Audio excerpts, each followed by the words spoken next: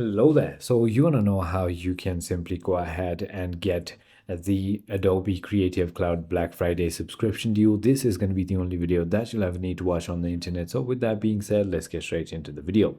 So Adobe's Black Friday 2025 deal offered significant savings, mainly 50% off the Creative Cloud or apps plan for new users, bringing it to around $30 a month from $60 a month.